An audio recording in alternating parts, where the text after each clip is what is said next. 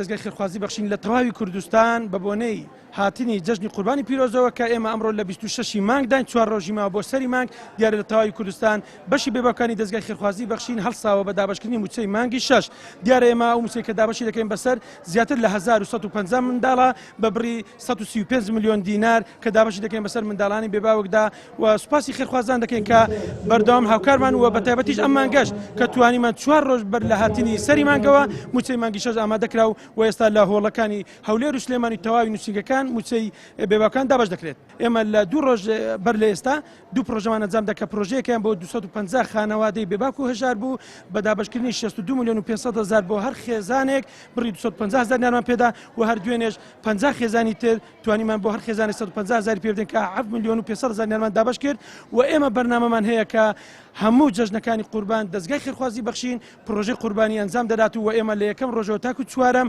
لە ڕێی نووسینگەکانی دەستگای خێرخوازی بەخشینەوە پرۆژەکان بەڕێوە دەچێت و ئێمەش وەکو ئۆفیسی هەولێر لە دووەم ڕۆژی جەژن لە کاتژمێر 4 بەیانیەوە دەست دەکەین بە ئەنجامدانی پرۆژەی قوربانی لە کوشتارگەی هەولێر بە پشتیوانی وای کە ئینشاءڵڵا خۆی پەروەردگارکارمان لێ قوبڵ بکاو و لێرەشەوە دەمێت سوپاسی خێرخوازان بکەم کە لە هەموو پرۆژەکان و دابینکردنی موچەی بێباوکان و لە پرۆژەی قوربانیش هاوکارمانن.